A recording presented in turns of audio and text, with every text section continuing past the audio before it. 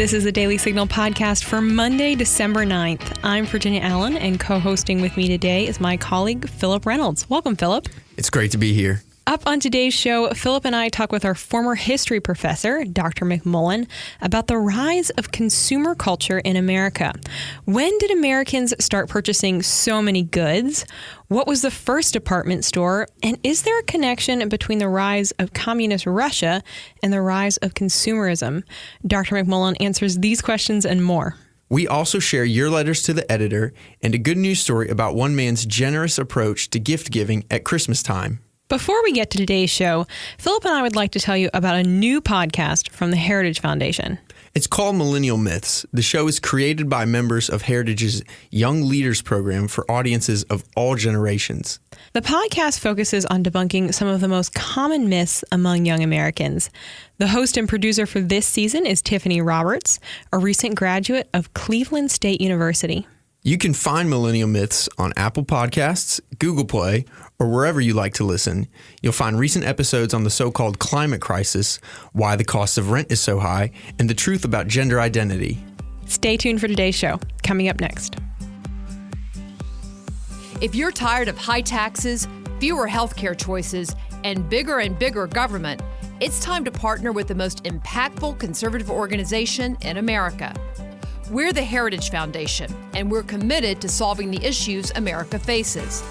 Together, we'll fight back against the rising tide of homegrown socialism, and we'll fight for conservative solutions that are making families more free and more prosperous. But we can't do it without you. Please join us at heritage.org. We are joined on the Daily Signal podcast by Dr. Josh McMullen, Interim Dean of the College of Arts and Sciences at Regent University in Virginia Beach, Virginia. Dr. McMullen, thank you so much for joining us. It's very wonderful to be here. Thank you. Dr. McMullen, let's start with an easy question. How long have you been teaching history, and was that something you always knew you wanted to do? So I've been teaching history, I guess, at the university level for close to 12 years now. Almost 10 of those here at Regent University. I've always been fascinated by history. Even as a child, I tended to really enjoy nonfiction kind of history books. My undergraduate degree was actually in biblical studies, but I did make the transition over to history when I was in seminary. I first began as a church historian, and then eventually went on to do doctoral work in American history. And both Philip and I graduated from Regent University, and we were both privileged to have you as a professor and to take your history classes. And I remember sitting in your history classes just being amazed at how you were able to really make history come alive. And one of my favorite subjects that we discussed in your U.S. history class was the rise of consumerism in America. You know, it's so easy to forget that there was a time before Amazon Prime where, we couldn't just buy anything when we wanted to, but that there actually was a shift in society, and this didn't just happen by accident. And you break down that shift in American history when the home really began to become a place of consumption instead of production. Can you explain a little bit of that transition?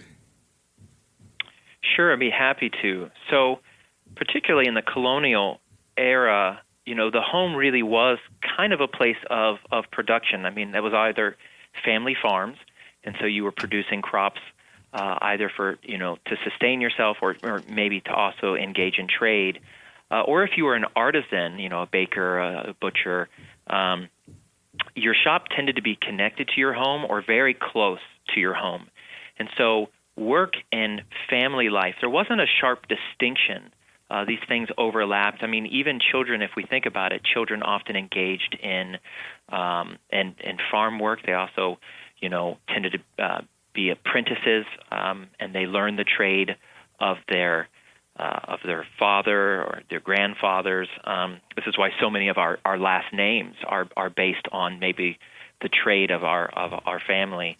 But we do begin to see a shift in the late 1700s and early 1800s in American culture. There's this kind of what we might call bifurcation between work and home life, where people begin to leave home to go to work. And that seems, of course, completely normal to us now. I mean, it's hard for us to actually imagine anything different than that.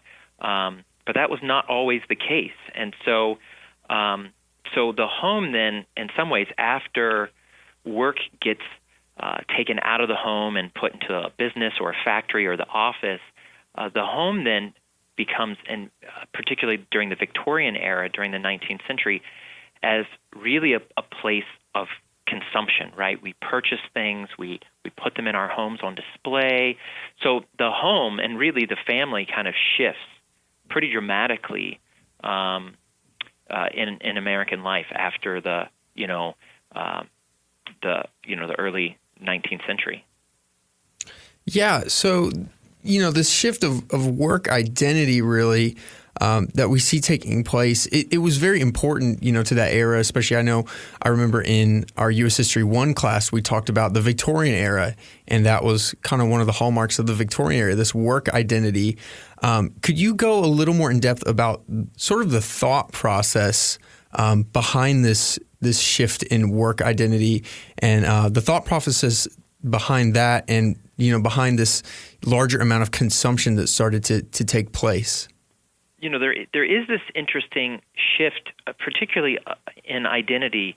And so in the Victorian era, you have pretty strong and what we might even say strict kind of female and male roles. And of course, there have always been male and female roles in all periods of society. But in the Victorian era, you really begin to see this kind of rise of the Christian gentleman who kind of goes out into the marketplace. He leaves the home, goes out into the marketplace, kind of does battle. The marketplace is this kind of this jungle, this place where he's really got to fight tooth and nail. And then he comes home, and the home is kind of a place where he is, he's the gentleman. It's full of etiquette, and we see a real shift with women as well, where the Victorian mother, she almost kind of takes on. She gets really separated from work. She's no longer really seen as a worker. She's kind of seen more in a domestic role, and that domestic role, in a lot of ways, also takes on a consuming role, a consumption role. In the colonial period, men really probably did as much purchasing as women, to the best of our knowledge. But once we get into the Victorian era, and then even further into the 1900s, we see that men are kind of seen as the workers, and women, in many ways, are kind of seen as the consumers. And so there's this kind of interesting gender role change that is affected by the market economy and the role of consumption in American life. Dr. McMullen, let's talk for a moment about the rise of the department store. What was the very first department store, and how did Americans react to its establishment? The department store really, it wasn't like it was unveiled at one moment. These stores developed over time. And so there's actually a lot of debate surrounding which was really truly the first department store in terms of how we think of it as a department store. So the Bon Marché in Paris makes a case that it's really the first. You have others like Macy's. In New York, of course, we think of the Thanksgiving Day Parade, and you've got Marshall Field's in Chicago, Wanamaker's in Philadelphia. So all of these now department stores can kind of try to make a case that they were truly the first, but they all really begin to emerge in the mid 1800s, and by the late 1860s, really 1870s and 1880s. The department store, as kind of we know it, really emerged. I think Americans at this point were already embracing consumerism, that in many ways the middle class and consumption were almost synonymous, right? In kind of American thought is, you've reached a particular status, and basically that status means that you're able to consume. I think if there was one criticism of the department stores, it was the fact that so many young women worked in department stores. And in some ways, this gave those women a little bit more social and economic independence. And some critics of the department store may have seen it as loosening maybe the moral fiber of the Victorian family. But really, most of these women, at least in the 1800s, working in department stores, were not kind of radical feminists. They liked the independence that the job gave them, the economic and the social independence. But most of them still went on to get married. They would quit their job. They would quit their job at the department store and kind of really become that kind of domestic matriarch of the Victorian era. And so their time in the department store was more of a kind of a period of life rather than a new self-identity. Now, that does change once we get into the 20th century, but throughout the 1800s, we kind of see that's the role that department stores play. It's really interesting. Yeah, absolutely. Now, to sort of shift gears here, and yes, pun intended, but to shift gears, let's talk about road infrastructure. And I think that's something that not a lot of people realize is something that, influences us day to day. But how would you say that road infrastructure really, what sort of role did it play in the rise of consumerism? Yeah, that's a great question.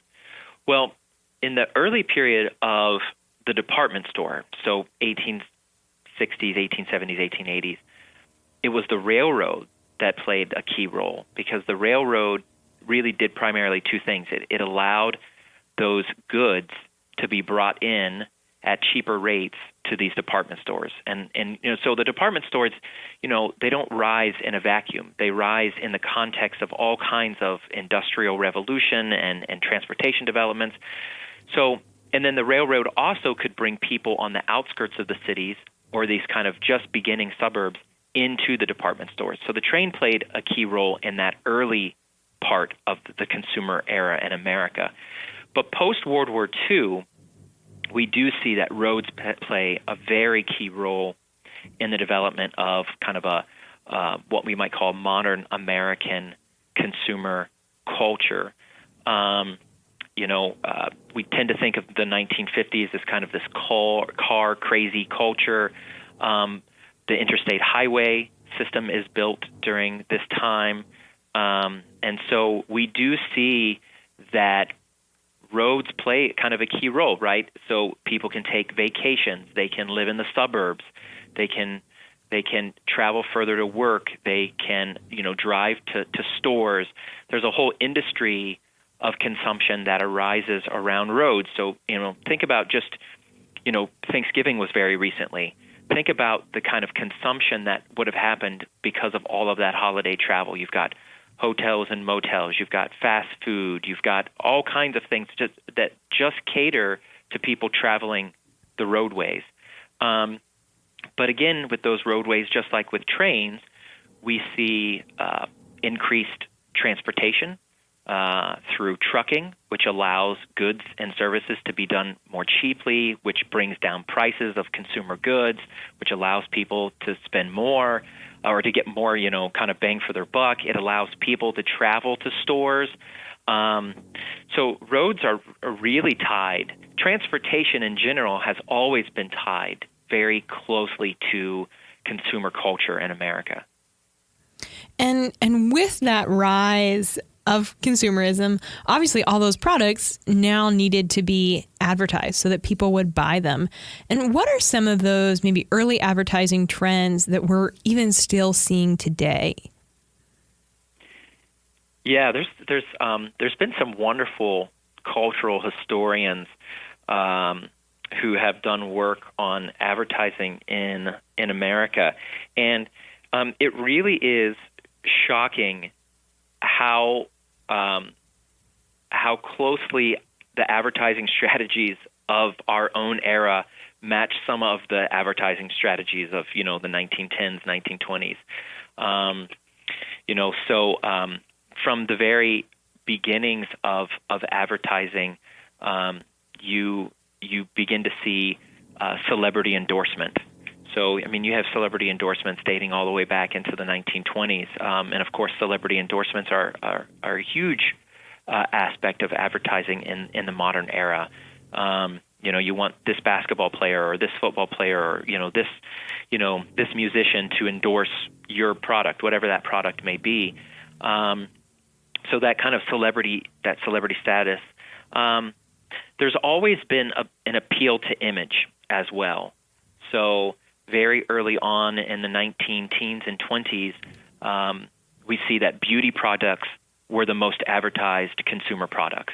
That's probably, I don't know what the exact statistics today would be, but I'm assuming that beauty products still tend to be some of the most heavily advertised products that we have on the market. So there's easily this appeal to image from the very beginning, right? You want to look this way because first impressions matter. And many of the commercials that we see today still appeal to that first impressions matter kind of mentality. So, yeah, it's striking similarities between early advertising and today. Yeah. Now, this whole rise in consumerism that, has been going on for quite some time, but we definitely, I think, do see somewhat of a boom, and you can confirm or deny this, but a boom in the 1950s. And that's right around the time when, we have communist Russia really growing in power and the Soviet Union expanding. Is there a link between this expansion of communism and America's fear of communism and the rise of consumer culture? Yeah, I mean, I think that there is. I mean, I think it's important to realize that consumer culture had developed earlier than the Cold War, but that the Cold War really expanded it and maybe increased it. I think that one of the key ways that as a culture, and there are many ways that America defined itself in the face of kind of Soviet communism, but one of the key ways that Americans wanted to distinguish themselves from Soviet communism was to be this land of abundance, this land of economic, particularly abundance. We wanted it to show that democratic capitalism literally could produce the goods. In comparison to these descriptions of the Soviet Union as kind of these bleak, non-consumeristic, this land where no one had access to the latest and greatest goods, and so this is absolutely tied to American identity in the 50s and 60s. Is here's a family, an average family, who can afford the latest washing machine. They can afford this nice home in the suburbs. They can enjoy this good meal.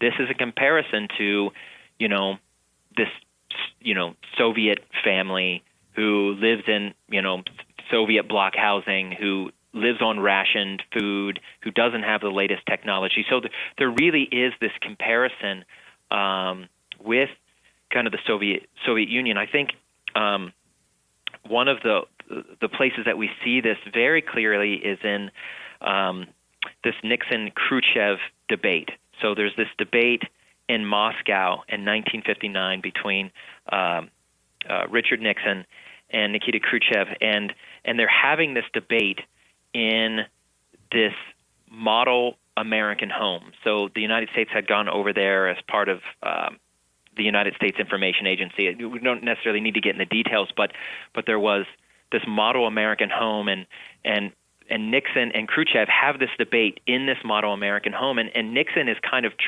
he's basically pointing at this model American home and saying, this is where our average American family lives. This is what they have. Clearly, democratic capitalism is better than Soviet communism. And so I think that's a key kind of moment, and I think it really illustrates the importance of consumption in the battle against communism in the 50s, 60s, and even into the 70s and 80s. So interesting. Wow. So for anyone who's interested in learning more about the history of this rise of consumerism in America, do you have any great resources that you could recommend? Yeah, I mean, there's a lot out there. I mean, people have been, doing a lot of great work in this field for many years. I think one of the leaders in this field is an historian by the name of T.J. Jackson Lears. Lears is spelled Lears, and he's been doing work for several decades now in the area of consumerism and American culture, advertising. But there's a lot of others as well. There's a classic book on advertising in The American Dream by Roland Marchand. There's even some great books out there that talk about the intermingling of economic and political policy in the United States with consumerism. So Elizabeth Cohen has written a book called A Consumer's Republic, which is excellent in that area. And then I think there's also kind of a fun read by Lee Eric Schmidt. It's called Consumer Rights, and it talks about the intermingling of consumerism and holidays in America. So he looks at Easter, he looks at Christmas, he looks at Valentine's Day. And that's kind of a fun read for people who really enjoy those holidays, but they can kind of also see the intermingling of consumerism, with those holidays. So those are just a few resources that people could go to. Well, thank you so much for coming on today, Dr. McMullen. We really appreciate your time. Well, thank you so much for having me. I appreciate it. Yeah, it's a pleasure. Are you looking for quick conservative policy solutions to current issues? Sign up for Heritage's weekly newsletter, The Agenda. In The Agenda, you will learn what issues Heritage scholars on Capitol Hill are working on, what position conservatives are taking, and links to our in-depth research. The Agenda also provides information on important events happening here at Heritage that you can watch online, as well as media interviews from our experts. Sign up for The Agenda on heritage.org today. Thanks for sending us your letters to the editor.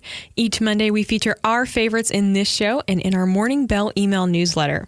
Philip, who's up first?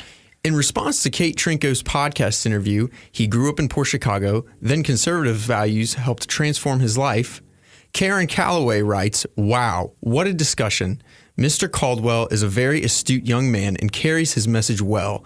I will buy his book, not just to support his efforts, but to learn more about the divisive actions of both sides of the political aisle. God bless you, Mr. Caldwell, and I hope and pray that your message will get out to everyone to show what can be done." And in response to Han von Spakovsky's article, the left's revealing overreaction to Attorney General Barr's landmark speech, Michael writes, "Great job, Hans. Enjoyed this article. I've been away from news reports, but I am really pleased we now have an Attorney General that does his job." Your letter could be featured on next week's show.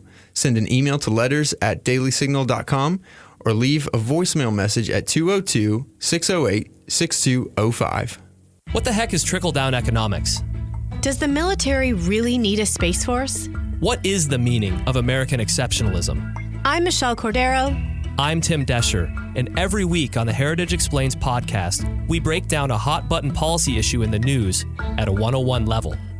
Through an entertaining mix of personal stories, media clips, music, and interviews, we help you actually understand the issues. So do this. Subscribe to Heritage Explains on iTunes, Google Play, or wherever you get your podcasts today. Kiana Stedman, Heritage Foundation intern, is back in studio with us today for the last time. Her internship ends this week, and we are so sad to see her go. But before she leaves, she's here to share one more good news story with us. So, Kiana, over to you. Thank you so much, Virginia. It's finally beginning to look a lot like Christmas here in D.C. with all the Christmas lights and Christmas trees going up.